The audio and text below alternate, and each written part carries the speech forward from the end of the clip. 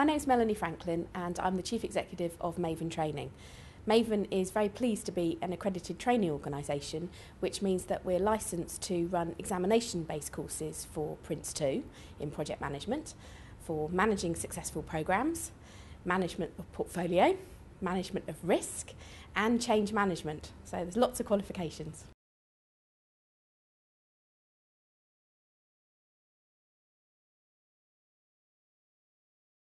I think the first thing about using an accredited training organisation is that you know that they've been externally validated. Somebody's come in and audited us as a training company, and for me it's important that they audit us from three aspects.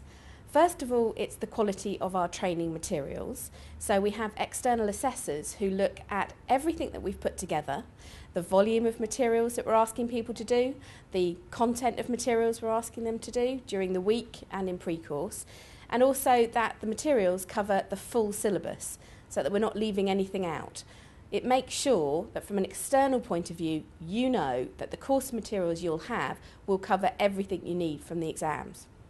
Secondly, the organisation looks at how do our trainers know enough to be your trainer.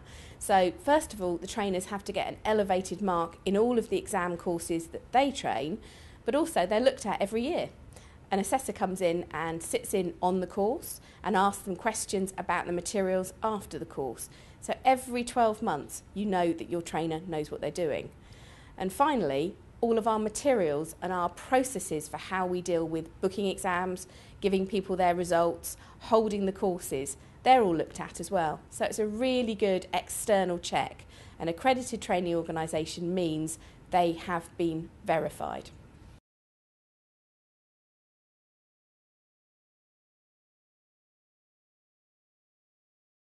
I think it's very important that we have the quality mark, if you like, when dealing with project management and change management training.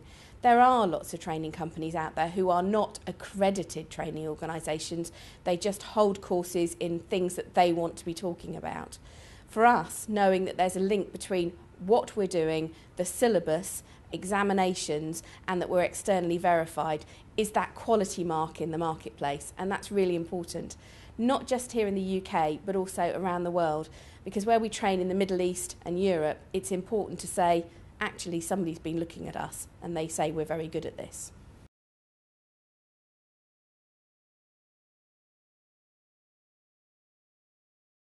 Well, I think there's lots of external indicators of whether or not a training company knows what they're doing, and sometimes they're not the obvious ones. Yes, you really ought to ask about pass marks, but have a think about pass marks contextually. Everybody can claim that they have the highest pass marks in the marketplace, but I think if you've got a training company that really knows what they're doing, have a look at their website. Have they got white papers? Have they got articles? Have they got interviews with people about the subject? If they're interested and they care about the subject, then they're going to have lots of material, and they would have been building that up for years, so they'll know what they're doing. And if they know what they're doing in that regard, they'll know what they're doing in the classroom. I think there is a big link. I think the other thing to look at is ask, how experienced is my trainer? Has my trainer ever been a project manager or a project sponsor? Has my trainer ever been involved in large-scale transformational change? Because otherwise, you may very well end up with somebody who's just reading a book aloud to you for the week. So I think the experience of trainers is really important. And I think it's also worth asking, what else is my trainer qualified in?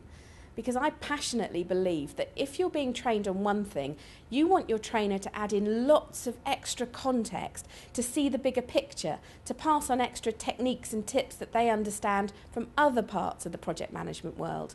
So if you've got a Prince 2 trainer, what else are they trained in? Do they understand programme management or portfolio management? Do they understand change management? Because it all fits together as a big picture. So you want the trainer who knows the most to be your trainer.